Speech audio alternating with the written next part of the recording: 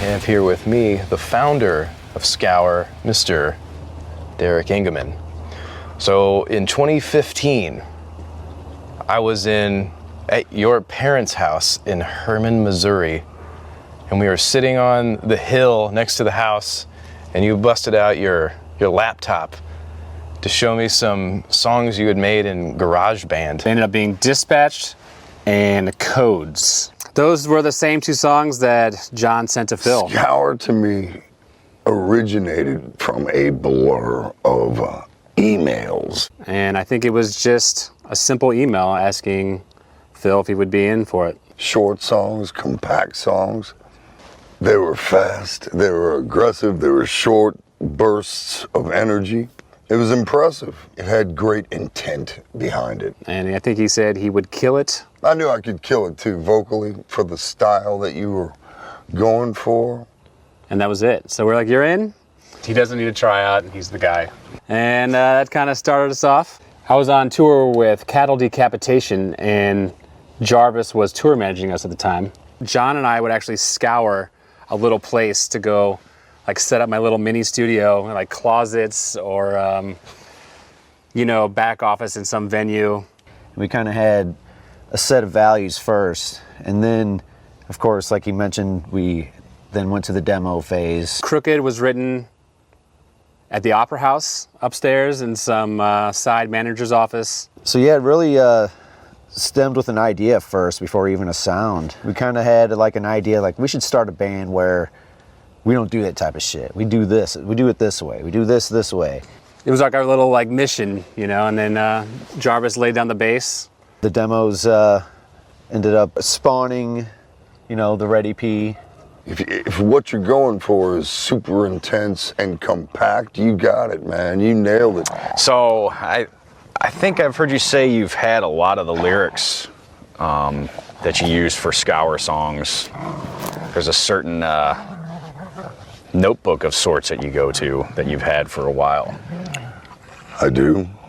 And it's obscure stuff, bizarre stuff, never ordinary. Scour has its own thing. Mm-hmm. It's almost, I mean, not to be too pointed, but it's almost discharge-like. You know, short blasts of energy with big hooks.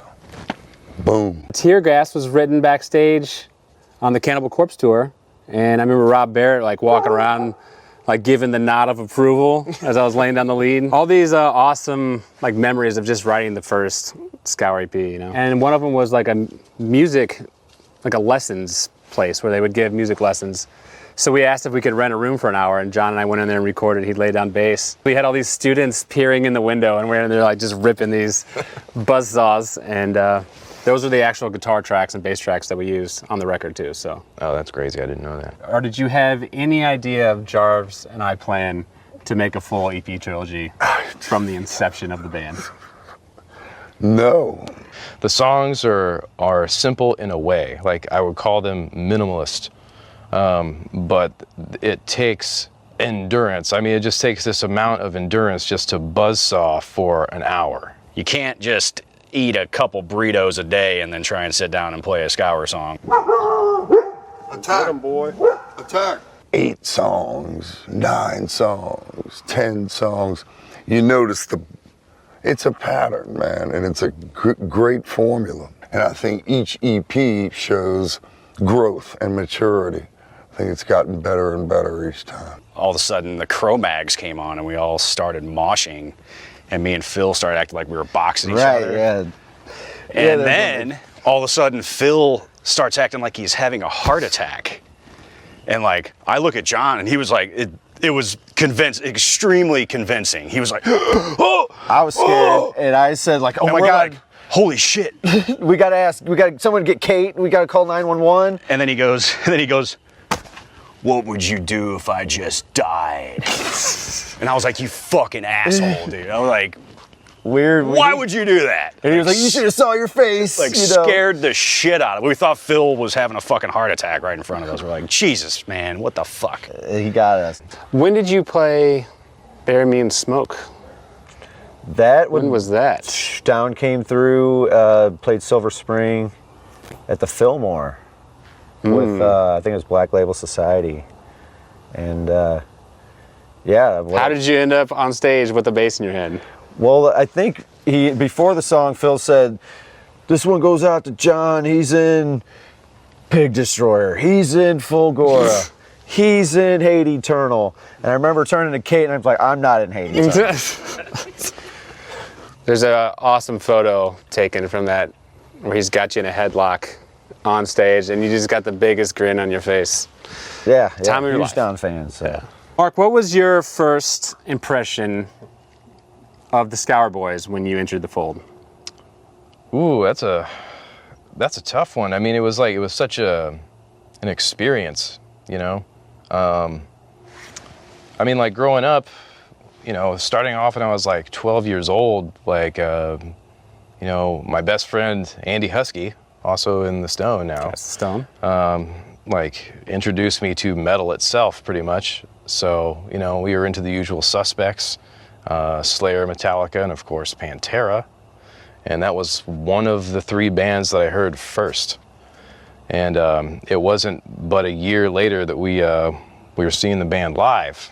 And we saw Pantera every time they came through, and it was insane. Like, it wasn't just a pit. They were like ripping the seats out of the orchestra pit, and 3 mosh pits in the lawn with bonfires in the middle of them, and the big guy commanding all this nutty shit. And so you got to think, that was my introduction to metal. You know, fast forward to whatever it was, 2015 or 2016, I can't remember exactly. It was 2017.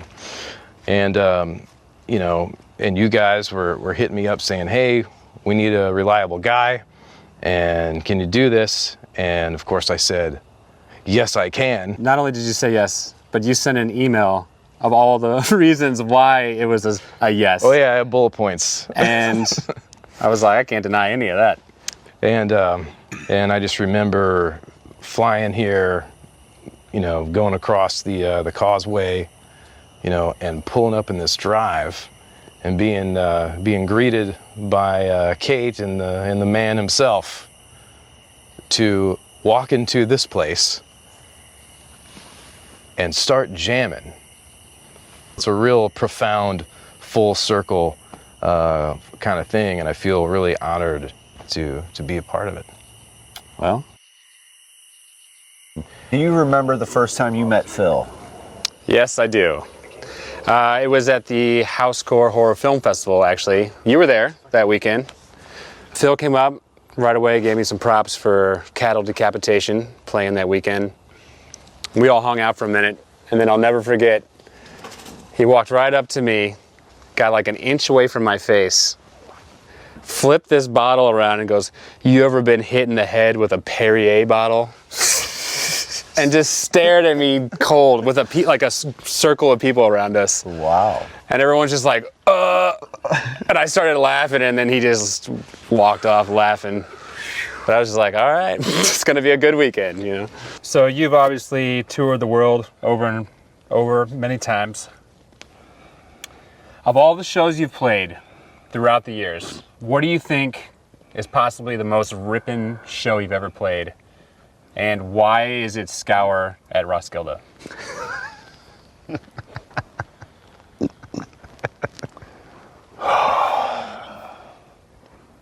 You can hit the edit button at any point right now.